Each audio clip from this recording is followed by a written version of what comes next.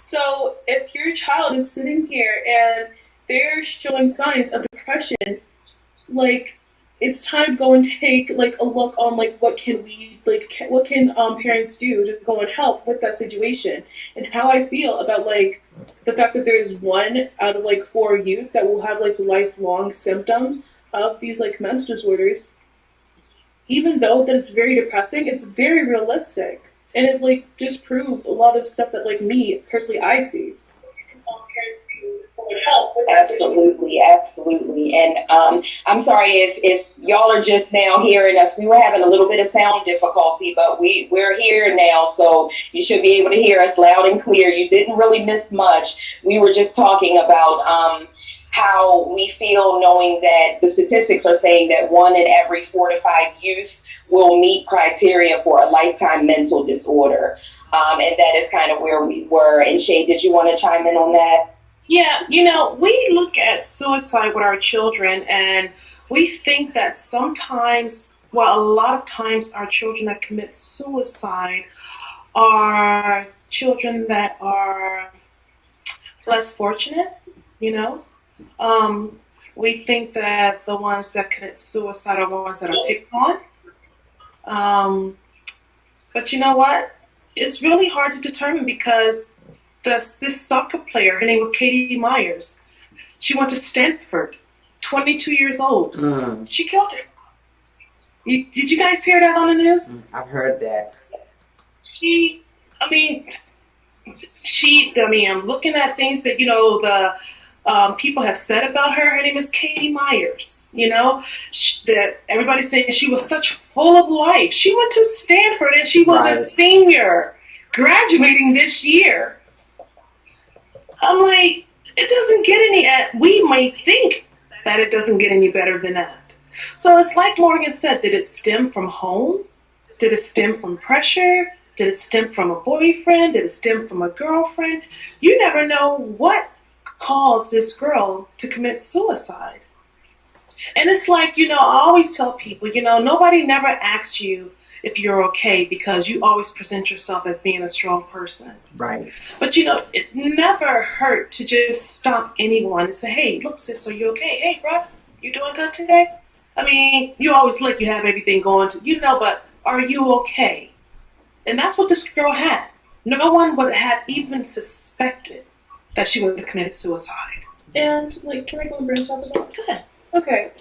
Things such as like asking, how are you? Yes, that's like a good start and stuff like that. But like, that's the thing, like with like just small talk, like, hey, how are you? Now, like with a lot of people when it comes to depression, especially like very severe depression, a lot of them, they don't have they don't feel as if their like reasons for being depressed are necessarily rational. They just feel like everything is like terrible. So like they'll go and like imagine they're like, hey, how are you?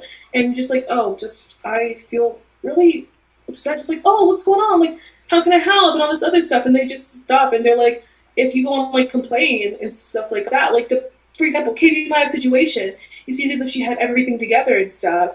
Like, people go and look at her and just be like, well, you have this and you have that and you have everything going for you. Are you sure you're really sad? Maybe you should just sleep on it. Maybe you should do this about it. Like, maybe you should smile more. When none of that stuff works. So what really works then? When it comes to things such as like depression and just like telling people as if it could be a quick fix, it's not a quick fix.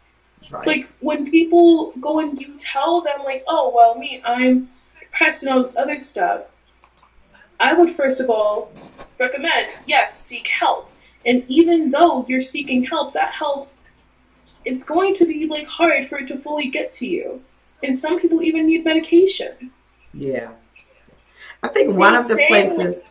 Go ahead. I'm sorry, Morgan. Go ahead.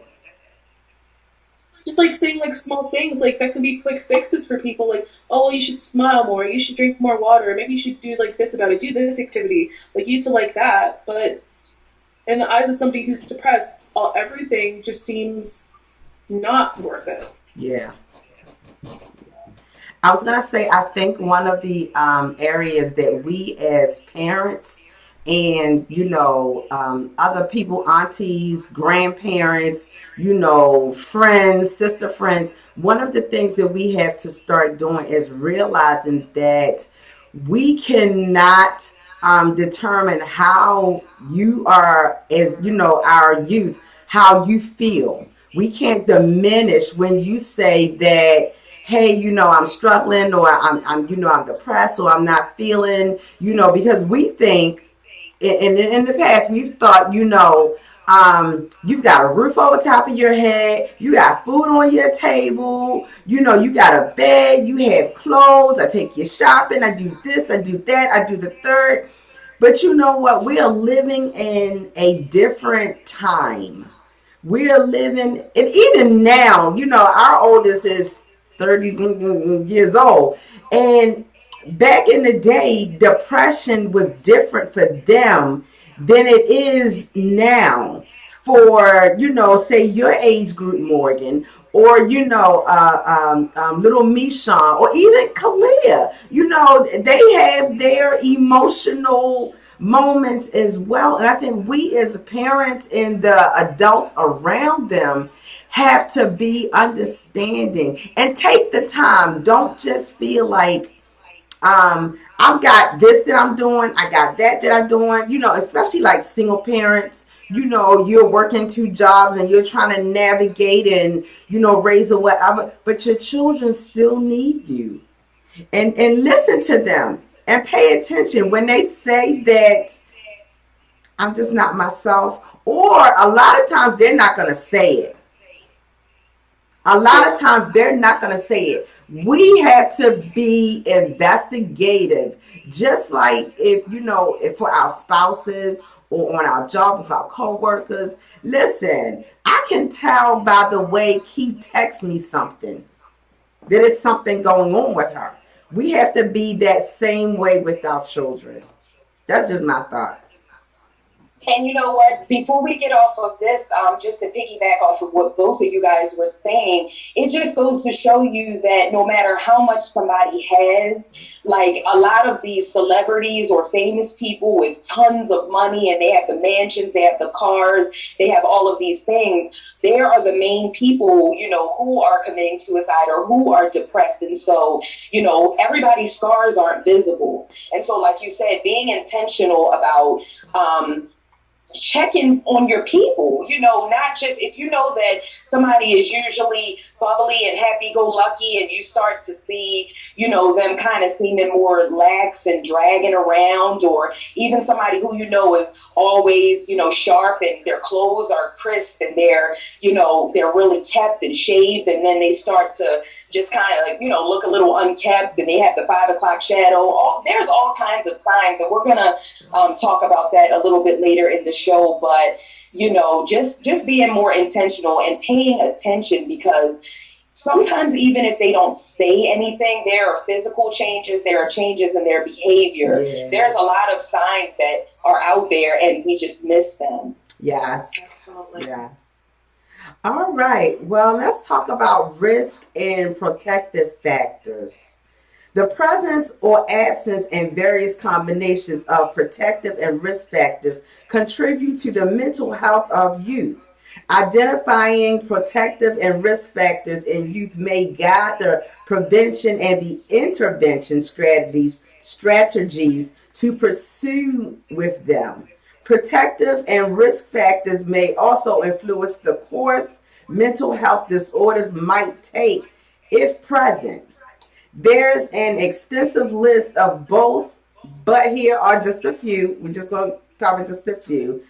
Some of the risk factors include difficult temperament, low self-esteem, anxiety, poor social skills, poor parenting. And I know that's a hot one right there, because parents don't want to hear that some of the weight, falls, on us. Let me see. Negative family environment, substance abuse among parents, poor academic achievement.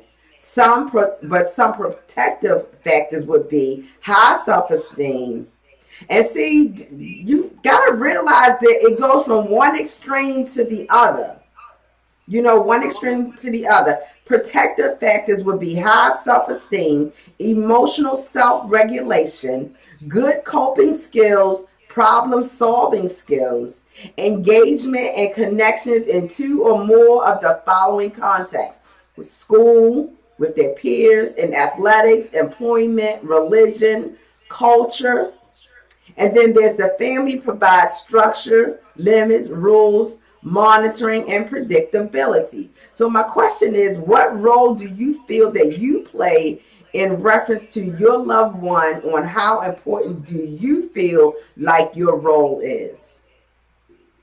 Can I just say this, Jackie? The 5 things that you called out, I think it was school, the teachers, you said religion. What were those things that you called out? Because out of all of those that you called out, a lot of our teenagers, they have questions about everything. What was the first thing you called out? School, with their All right, peers. let's start with the school. The school system. What kind of school system does that child actually live in? Yeah. You have school systems where children, they have like elite schools. All right. But then again, they may feel pressure from that. But then again, you have those that live in rural areas and less fortunate. And, they still have the pressure of that as well. Not being able to get anything to eat when they get home, having to come to school with hand-me-down clothes. Are the teachers treating them good? Do the teachers even care? But you do have these elite schools to where you do have the teachers caring. You do have them wearing the best clothes. But, still again, you look at both sides here. You have the unfortunate, and then you have the fortunate. But then when you look at the peers on both sides, you have those that's dealing with gangs. You have those that's dealing with drugs all the time. You have those that's dealing with peer pressure to join a gang. You have those that have the teachers not caring anything about them, or even their friends just picking on them. They have to worry about coming to school being bullied. But then on the other side, the more fortunate, you have the peers that they have to live up to. You have the peers that they're faking it just to make sure no one picks on them. You have the peers to where, if I'm not part of the football team, then you know what, you're no one. If I'm not part of the cheerleading squad, then you are a nobody. So you have all of that. Now, there was something else you mentioned. Keep going, because I'm like, before we run away from that though, but I want to insert that you also have the teens, and this is more in the elite schools, that because they're having their own self-esteem issues, then they project on the others. They project onto others around them. Say if there's somebody that's there on a scholarship or something of that nature, or whatever. Not saying that they're full-fledged bullying, but they're picking and making them feel less than because of their own, and it has a lot to do with their own self-esteem issues. Yeah. And so we talked peers, athletics. Athletics is another thing. Again, like I said, you have two different sides. And the less fortunate, they're more into football and they're more into basketball.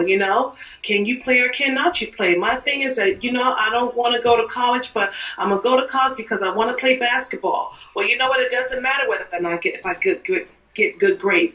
I'm going to play basketball so I can get out the ghetto. Football, the same thing, so they can get out the ghetto. It doesn't matter whether they have good grades, because a lot of the schools, they push them through so they can go to college, push them through college so they can get to the pros, so they can play in the pro. And they can't even add, I think there was somebody that graduated from high school and she can't even read. Yeah. So I'm like, they just push our kids through school. But when you have the athletics on the more elite schools, they're dealing with getting into not a college, but an elite college like Stanford, like Katie Myers got into. How much pressure was she under? These kids are under a lot of pressure. And then when we talk about religion, some people, a lot of our kids, they don't even like going to church. Why? Because, and I can say this about all of them. We have the Catholics, the Catholics in there about being molested, the little boys being molested in Catholic church. And then we have other churches to where they see the bickering and the hatred and everything that's going on in the churches. And they're like, where's my examples at? You know, where are the people that's supposed to be setting the examples? There's no one really setting a good example. And a lot of our children, they go by what they see. Yes. You know, I'm not going to sit here and lie. I'm not the best Christian ever, and I will let my daughter know that I am not, but I am one that truly do love the Lord. And I do believe that there is a God and there is a Christ. I do believe that Christ died on the cross to save my little poor soul. I do believe that. And with Christ being in my heart, it helps me to love people more the way that I want to be loved. I like to give people that Christ-like love. Yes. And I feel that as long as I'm doing that in my heart, then it doesn't matter whether I'm going to church every day. It doesn't matter. It does matter if I pay my tithes, but I'm just saying it doesn't matter because I could pay my tithes by giving a bum on the street a bag of food. I mean, it does not necessarily, I'm not telling people not to pay tithes, but it does not necessarily have to be what they're telling you to be, because sometimes in churches, they tell you what you have to do instead of doing what's in your heart. So when you talk about religion, I mean, there's so many conflicting things that our children are dealing with. Yes. Yes. What was the other one? I'm like, I mean, everything you just chimed out, I'm like, just things just popped in my head. Culture. Oh, I'm gonna let Morgan take that one over. Go ahead, Morgan. Oh, hi. Okay. We'll talk about culture. I'm talking about the two of the subjects that you just named because, first of all, in schools, like you said, see, Sammy. They always trying to silence me, honestly. Anyways, barking. Yeah. But when it comes to schools, the school system doesn't care about us. They don't. They just want their money and want us to graduate and leave. Literally, I'm sitting here. I went to so many schools, and I can go and tell you so many things wrong with each and every single one. Literally, the one that I paid for when I was like in private school and stuff. Well, Mom paid for it when like we were in private school. Thank you. Yeah, I'm sorry, my bad. But yeah, even the one like they sat up here and like the students were so mean. I got bullied every single day, and this was a Catholic school. So you could go and label that as one of the elite schools because it was private and it got paid for. They made sure I ate every day. They went and took me on field trips. It was nice, but all that extracurricular stuff, either way, I still got bullied. I still got, like, you know, like, pushed around, like, all the other stuff. Because those kids push on insecurities, and then the teachers, they just look past it. Because in their minds, they're like, well, I'm not getting paid enough to go and be a psychologist. Look. And then my second school, that one was slightly better because even though it was a public school, and it would be considered as one of the elites because, like, you know, it's not, like, you know, paying for all this other stuff, it wasn't bad. You know, literally, I got into a little, like, fight with a guy, and they cracked down to that so fast. And you would think, because it's a public school and there's so much more kids, they wouldn't, like, you know, stop and be like, oh, wait, okay, so y'all just, this person got into a fight with another person. We need to go and, like, look at this, look at what's going on. I call. You know, like, and then the parents, like, they'll get involved. Okay? And then the school that I'm in, Solars and Overly, I'm not going to go in. Now that I'm currently there right now, so I can't talk about it as well. Going in! Look, no, I'll talk about, like, look, and then Solars, because Solars, I'm gonna go and say it, they don't, even though, yes, it is an elite school because it focuses on the magnet program, I went there for CNA. I'm speaking from personal experience, a white guy said the N-word, and then they called me in, and then they were just like, well, are you sure he said it? Like, we don't want to go and, like, go to drastic measures. I'm like, oh, so you don't want to go to drastic measures for somebody who clearly did something wrong, and you're going to go and put my comfortability at your school at stake. Yeah. That's really good to know, because this school is honestly surrounded, and, like, the zone, it's from white people. And so clearly there is a lot clearly there is a lot, going on in all of these aspects. I mean, it's just listening to even half of the things, that you're saying and bringing to light is letting people know, for those that don't know, this is a huger problem than just, oh, I'm going to just turn my head the other way because it's not my child. So, and why the child acting up like that? And why are they doing all these things? And and poking their nose and turning their nose up at the parents and stuff like that? No, it's everybody's responsibility. Yeah. And we got some comments that I want to try to get a couple of them in. We have Miss Victoria says, yes, denial is one of them. Parents and or the person may not admit there's a problem. And then we have my little brother Richard made a comment, and he said, this is Richard. I'm really enjoying the show so far. I used to suffer from depression back in my late teens.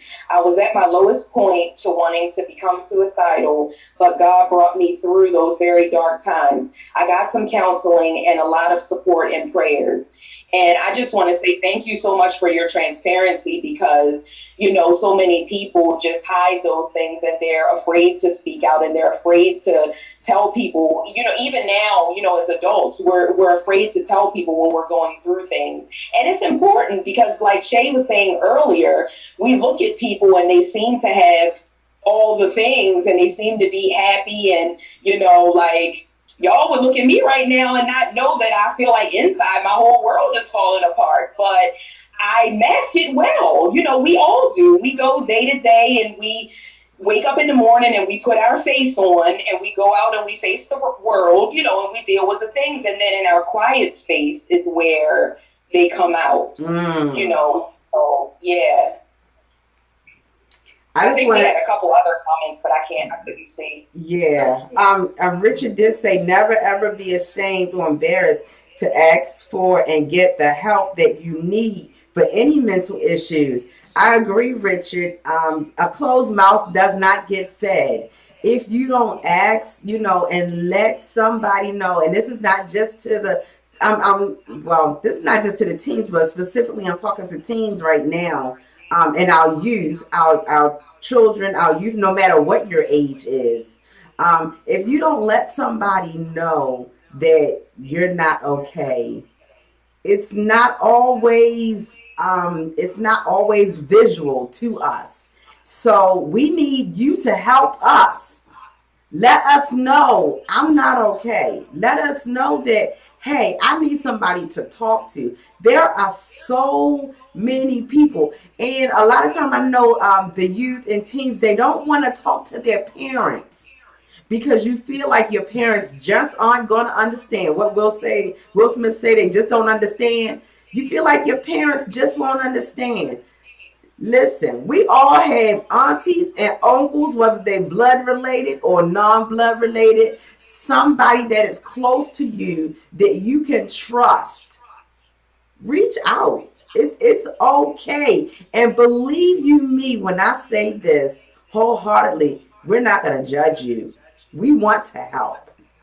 We want to help.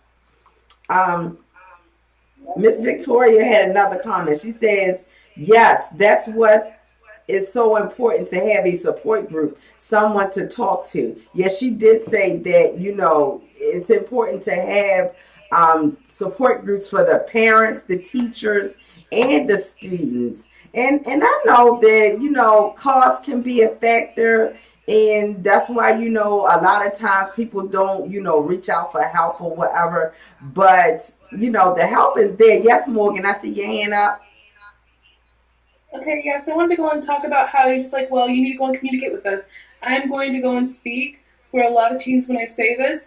If we believe that there was a support system or like somewhere safe that we can go to without any judgment, without fear of going to things such as like, yes, some people do need mental institutions, but then again, back to that quick fix thing, right? That's not going to do everything. Like, that could be a resort you go to, but that's not going to go and fix it all. So I'm going to go and say that, saying that, oh, well, you need to go and come to us and all this other stuff, it does make sense. Teens need to go and come to their parents. But the thing is, like, if teens felt as if they could come to like a certain support system or go to their parents, they would have. And the reason why they are not is because either the parent has shown signs with, because know that no matter what you do, your words impact your children. You need to go and watch everything you say and do, because we remember everything, almost everything. Because the thing is, like, to you, it's just a casual Monday. To us, it's traumatic. And so we remember the stuff that you do, and we remember the stuff that you say. So if we generally believe that, oh, well, I can go to my parents on this, make sure and look at, hey, have I made this a safe space to the point where my kid can go and be like, I can definitely go to my parent about this. Yeah. I can definitely talk to them about this without zero judgment. I can go to them without saying things like, without them saying things like, oh, well, you can smile more, drink more water. And I'm not sure what I should say right now because it is somewhat controversial. I'm not sure if I should say it. Say it. But the same, I was okay. No, My hands. I was trying to say. I'm going to go and say an example. For example, so when COVID started rising, and then a lot of Christian people were like, well, God's got me, so I'm just going to walk around without a mask. Uh-oh. Uh-oh. Come on with this, sister. I'm going to go walk around without a mask. And I'm just like, okay, God's got me. No, but the thing is, then parents will just be like, well, pray on it. We want to talk to you about our problems. A lot of teens, they have got down on their knees and prayed, and they have one try to consider and like look into religion and stuff as a like fix and everything, because we don't want, like, teens don't want to go and feel alone.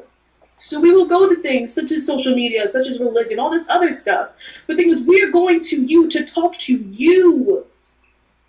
We know, like, a lot of like the people that you're talking to, they are of Christian, like, media, all this other stuff. So 9 times out of 10, they raise Christian children. So those children know to go to God. But then again, if they wanted to go and talk to God, they would have. And so they're talking to you. It's now your job to go and put in the, it's your job to go and put in the work to support your child. You can't just say, well, pray about it. God's got you. Okay, and that's why there's things such as doctors, psychologists, and all this other stuff. God put these professions down here to help you. Yes. Again, for the people in the back, Morgan. Yes. God put these professions for people to help you. So Yes. you can't just sit up here and be, well, for example, somebody has cancer, God's got me. No, go see an Well, oncologist. right. We know, but then what? What else? Go see an oncologist. What else? You need medicine. Yeah. You need to talk to somebody. God puts people in your life for a reason. So 9 times out of 10, God has somebody who is trying, like, who needs to help you. And you might be that person for your child. So God is sitting up here looking at you like, okay, go and be a parent. I'm going to speak through you. Go and help your child. And you're not saying anything. God's just sitting back here like, you want them to come to me, but I'm speaking through you. What are you doing? So Morgan, That's the thing. I'm going to just say this. Stop being lazy. Parents, stop being lazy when it comes to your kids. Because now that they're not a shiny baby anymore, you're sitting here and you're just like, well, now that they're all angsty and stuff like that. Okay, but the thing is, that's your kid. And you leave them alone. It doesn't matter. Don't deal with them. Exactly. You can't just ignore them. Because you're just like, oh, well, little Tommy, like, I didn't know what was going on with him. Like, so much has happened, and just, like, I'm really sad that this has happened. And, like, little Tommy committed suicide. When he came to you, asking you for help. Wow. Go and, yes, understand that there are signs, but also understand that you need to go and take initiative as a parent. And also know that I know this might break a lot of parents' hearts. Uh-oh. Okay? come on with it. But a lot of stuff, going and talking to your child about teen suicide and about their mental health, you're going to have to go and take a look within yourself and ask yourself, was there anything that I did that caused this? Was there anything that I did that caused this harm? And it's that time to go and be selfless. And that's why often I'm like, generally parents who have been through trauma, because a lot of the older generation, especially like Black generation, they have been through so much trauma with everything. So I really do advise, if you have went through your own sort of trauma, go and seek help. Whether that be in scripture or in psychology, all this stuff, just seek help before you have a little human out into the world. Yeah. Make sure that you inside, like, don't just wait till you're financially stable, wait till you're emotionally stable as well. Yeah, if we could only. Come on, So sister. That's probably more important than having the finances in order, honestly. Yeah. Because how are you going to get good finances without a good mental stability, without literally working yourself to the brim? Because I don't want to go and sit up here and think, like, have parents think that, oh yeah, like, she's coming after all of us. I'm like, no, please take care of yourselves first before taking, like, care of another person. But if you wouldn't have that child, so, like, that's why I'm saying to go and get help. Because when you have a kid, you're gonna have to be selfless a lot of times. Yeah. Oh, yeah. You're selfless all the time. All the time. All the time. Yeah. A lot of times you're gonna have to be selfless because that, like, person that you created is sitting here and they're going through so much pain, and you're just like, I see a, like, smaller version of myself. I went through the same thing, but I never went and fully, like, resonated or took care of myself, so I don't know how to take care of them either. Right. And I this is just really so eye-opening and so enlightening, because we have had young people on the show before, but I don't feel like really in a capacity like this. Like, you're dropping jewels, you are teaching right now, Morgan. And it is a message that so many people need to hear. You talking about you don't want to make people feel bad, and I hope that some people are looking in the mirror or taking down notes or something, because somebody that's going to view this is going to be able to say, oh wow, dang, I might need to start doing things a little bit differently. I might need to start talking to my kid more, asking the questions, being more present. So you don't know what you done just started, honey, but we about to have some young folks on the show more often to drop these jewels, because this is so important. This is some. Go ahead. No, because this is something, like, so important to me, because I have seen so many, like, kids that just have felt so lost. And me, I have a therapist friend. Everybody, like, ever since I went into public school, even before then, like, my friends would just go and sit up here and talk to me. She's like, I feel so lost, and I don't feel like my parents talk to me. And me, I'm just sitting here like, yes, it's okay. Your emotions are valid, and you're fine, okay? And just having your emotions validated and just, like, being able to talk to people. Yeah. I mean, that's why I'm going into psychology. I've been doing this since I was a kid. Might as well keep on continuing for money. Look. Absolutely. Do what you love and earn a paycheck while doing it. That is my motto. Yes. All right, y'all, we're going to move on a little bit down to, so we can talk about the book a little bit. So we're talking about how not to die from suicidal depression in chapter 12. And so, yes, before, I'm going to say it, I'm going to put this disclaimer out before the haters start to hate. Yes, this is all alluding to clean, whole, plant-based living again. You're about to hear it again, okay? This chapter is discussing how healthy food can have a powerful effect on mood. Now, this is important, y'all. This is important for us all, whether we're clinically diagnosed, self-diagnosed, walking around proud, saying that we good, whatever. We are hearing about a woman who says that she was clinically diagnosed with depression around the age of 10. So the short version is that she had terrible side effects from the medicine she was taking, but she was afraid not to take it at the same time. So going on fast forward in her life after marriage, divorce, and more depression, she winds up hearing the doctor speak at her church and decides to try a plant-based diet and has not had a further relapse. No thoughts of suicide or sleepless nights. So hearing a story like this, as well as some of the other health benefits of a plant-based diet, and in previous shows we've so far talked about heart disease and diabetes, I wonder why more people have not begun to incorporate this type of diet into their everyday lives. Like, if it's laid out there for you simple and plain, if you're seeing and hearing that these things are making people physically better, now mentally better, like, what, I don't know. What do y'all think? What is do they just feel like it's not going to taste good, or? No, really, Kiara, it's a choice. It's a choice. Just like hypertension is a choice. Just like diabetes, it's a choice. Sometimes depression, suicide, it's not necessarily, I can't say a choice, depression. It's just something that just hits you. Right. But it grows into depression. It grows into suicide. And it could be, and I think what Dr. McGregor was trying to explain is that a lot of times when you're eating foods that are easily digestible in the body, you feel better. And I'm one that can tell you, I mean, I'm up, and this little girl knows, I'm up and she's letting the dogs out. I'm downstairs on that bike. I'm fully energetic. People don't know how I have so much energy at the age of 51. People don't understand, oh, your skin is so pretty. I'm like, yeah, I wash my face, but I'm like, I make sure that what I put into my skin, it shows on the outside of my body as well. Making sure that, I eat the right foods. I'm not feeling tired. I'm not feeling, sluggish. I feel light, to be honest with you. I'm not eating those foods that will block and clog my arteries, make my thinking more sluggish. I'm not eating those foods that's high in fat and saturated fats that's, just making me into like a more of a depressed mood. People say that eating food makes them happy.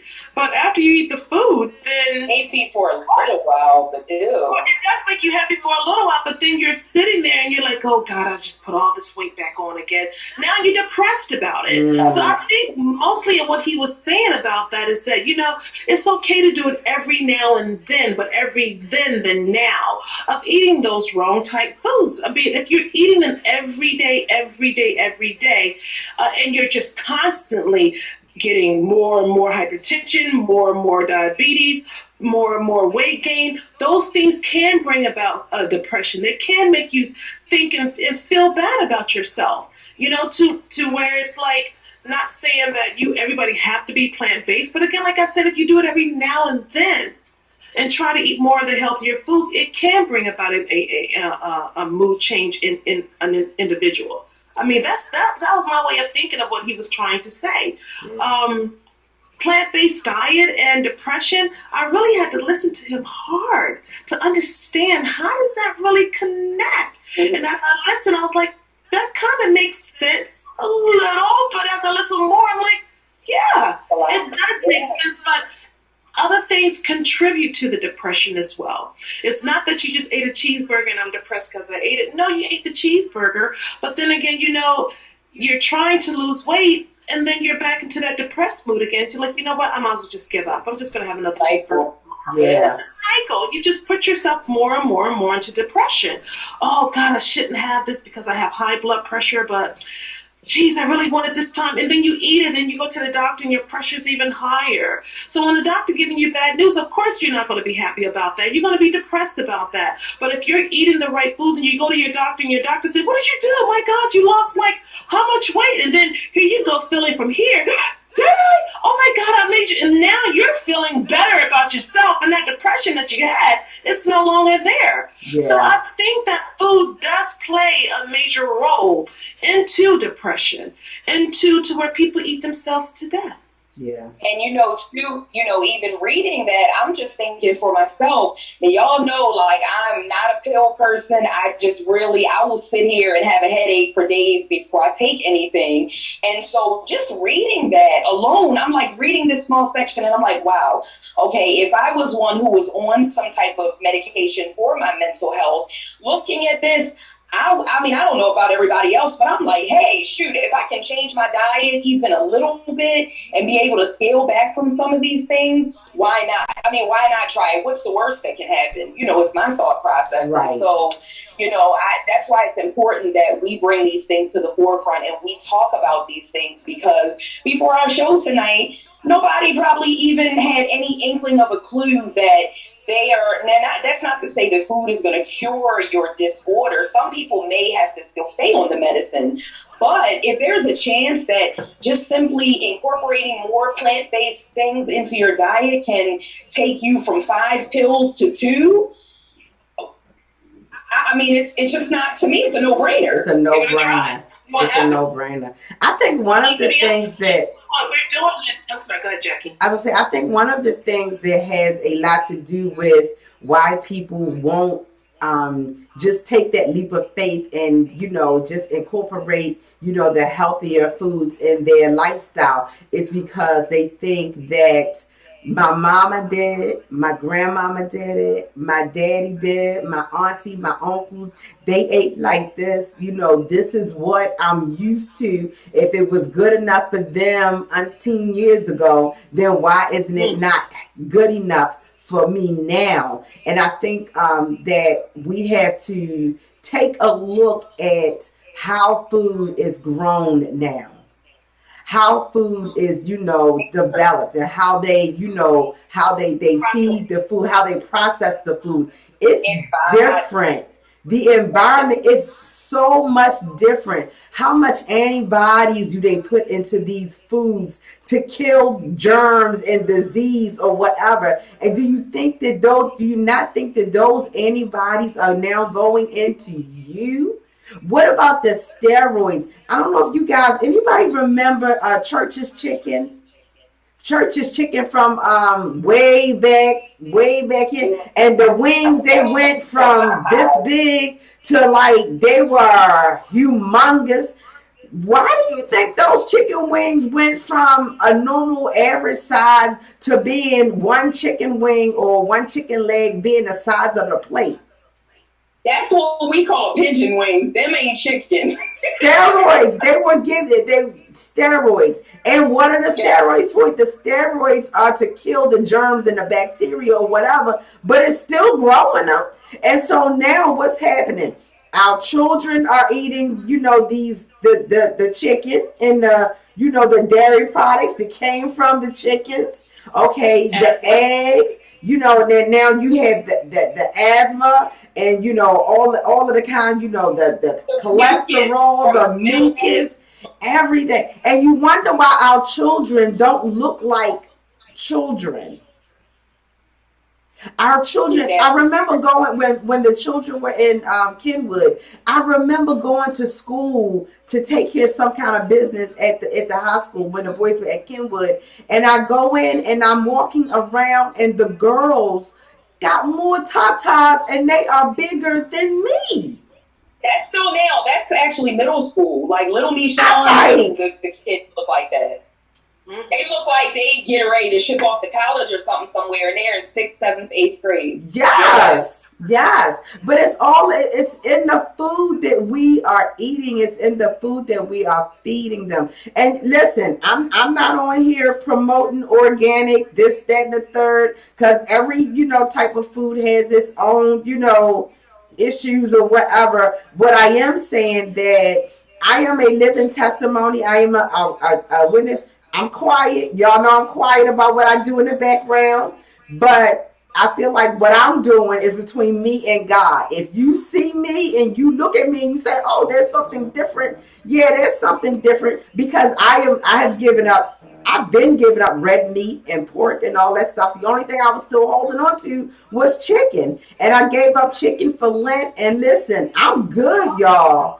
I am good. I'm not saying, don't clap yet, Shay. I'm not saying that I ain't never going to have chicken because I don't know. But what I am saying is that, yes, I feel better. I've been eating clean for a very long time now, and I feel better. My skin is better. Some of the pills that I was taking for my back, I don't take them. I say I'm not taking them, and I start taking them. I look for more, organic ways and more healthier ways to deal with, my pain. And, I find, when you learn that there's some things that you can't eat or that's not good for you and you stop eating them, you will find, yes, producer, I'm getting the gang signs in the back, y'all. You will find that you will physically and mentally, emotionally feel better. Yes, you do feel lighter. Yes, you do feel like you have more energy. And that has a lot to do with your mental. That has a lot to do with your mental. Absolutely. Well, we gonna before we bring this to a close, we gonna have to keep talking about, because I know that listen, we might have to be on this book the rest of the year, because we got some people that's acting up and they just can't act right for nothing. Somebody named Meshawn Noble said, "Does anybody have a recipe for a good burger?" So I'm gonna send him over to Shay's house to get a plant-based burger, is what he's about to have. And Richard said, "I gotta admit that in addition to women and money, food can be my ultimate weakness." That's our Richard. He said women and money. 15 minutes trying to get them right. We ain't gonna give up on y'all. No, we're not. Sean has it's been a little over 6 months for him with the no meat, so he's a work in progress, but baby steps. But he's determined to get back to that chicken, y'all. So pray my strength, because I'm not letting him do it. That's my little brother. He can come over and eat it over here anytime he wants. Absolutely. All right, you want to give the numbers to see? Yes, I do. So we do have some support help that we want to make sure that everybody has this information. And I'm going to do my best to copy and paste it into one of the comments. But the support numbers and resources for the National Institute of Mental Health, the phone number is 800-662-4357. Then there's the National Alliance on Mental Health name helpline. The helpline is 800-950-624. And we have the Maryland Crisis Hotline, 844-549-4266. And then there is the National Lifeline. It's 1-800-273-8255. Now, I'm not going to just stop there, because, Victory Talk is associated and affiliated with Victorious Living Faith Ministries. And we have a very hands-on pastor. And so what I'm going to do is I'm going to give you the phone number to the church.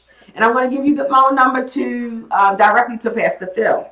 So the phone number for BLF is 443-842-5966. And there is always somebody answering that phone. I don't care what time you call it, somebody's going to answer that phone. And then Pastor Phil's phone number is 443-740-5906. If you get into a stuck place, and if you get into a stuck place and you don't know nowhere else to turn to, and you feel like you're not being heard, I don't care how old you are, you feel like you're not being heard or understood, and you just need somebody to lend an ear or to help you find some direction, call one of us. Call one of us. If you feel like you can't get to none of those other numbers, please give us a call. We do not want to see anybody go down that rabbit hole. So that is what we had for tonight's show. Shay, before we close out, you have anything you want to add? I just wanted to say that mental stability is so important, and you can't do anything else without it. You can't do any type of physical activity, nothing. I guess what I'm saying is that we have to take care of our mental. Mm-hmm. We don't think about things. We don't deal with things. We just brush them off. And my daughter, she is one that can vouch and say that, I don't always deal with things. I put it all into a machine. I get on a bike, I'll run, I'll release. And, I can't say that sometimes when I do that, I do feel better, but the problem is still there. But exercise helps me to think clearly. You know, I'm so bogged down and fogged up. I'm like, when I put my energy into a machine, I'm on the machine, not just exercising, but I'm on that machine and I'm thinking. Like sometimes when I used to run, you guys see me run first thing in the morning. I would run first thing in the morning because I would love to see the sun come up. That was my way of saying that God was telling me, "Good morning, gorgeous." He was saying good morning to me. And I would see the sun come up and then I'll just start talking to him. I mean, the conversation, it just goes. Yeah. And then when I'm done running, the problem that I had, I will say, this is how you're going to deal with it. So I am one to where I would always just not deal with my problems mentally. I would just brush them off. But being around this one here, you know, and teaching her that it's okay to talk about it, I had to teach myself that it's okay to talk about it. So me being able to express myself outward to her, to my husband, you know, to certain family members, you know, I feel better about myself. And then again, like I said, when I do get on those machines and I exercise, it, like I said, it helps me to think clearly. So again, you can't do one without the other. You have to have that mental stability. Yes. It's so important. Yes. Morgan, do you have anything you want to close out on? I mean, nothing much. I just want to go and say that helping people, it's not going to be easy. And you have to go and be willing to go and put in that initiative and that work into helping people. Because in the end of the day, this help, like you trying to help somebody else, it's not about you. It's not. It's about making this person feel better. So whether they go and confide in you or they feel like better like talking to like psychologists, or if they go and feel better talking to God, as long as you know that that person is getting help, you can go and be there for them. Yeah. Go and support them through that journey of talking to God, talking to that psychologist. Because that's what they feel as if they need. Yes. All right. Yeah. If I talk about like other stuff, then we're gonna be here all night and the parents are gonna get mad at me, so.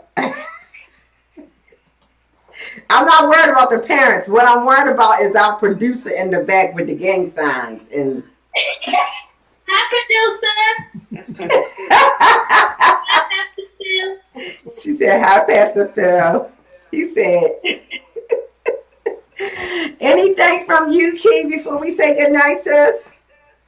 No, I'm good. Just thank y'all for tuning in, and you know, like, share, subscribe to our page. Go to YouTube Victory Talk Show on YouTube. Follow us on Facebook, Instagram, Twitter, all of them. Follow us.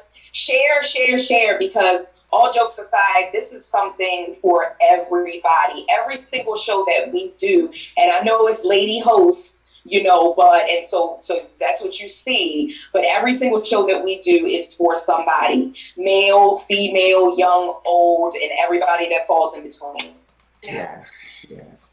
All right, everybody, we thank you for joining us tonight. It has been a very interesting topic. We want to thank our special guest, as always, our Fit for Life guru, Shay Brown. But it's just amazing and just an awesome experience to have Morgan with us. And so we just thank you, Morgan. I'm just so excited for what God is going to do with you and how he's going to use you to be a blessing to others beyond what you're already doing now, because it sounds as if now that you are already operating in your psychiatrist role. So congratulations, and continue to go forth and press and continue to make God and your parents and us in the background super duper proud. So thank you everybody for joining in tonight. We look forward to seeing you next week. It will be our marriage edition. It is going to be an interesting topic again, as always. So like, share, and subscribe. We love you to life, and we'll see you next week. Good night, everybody.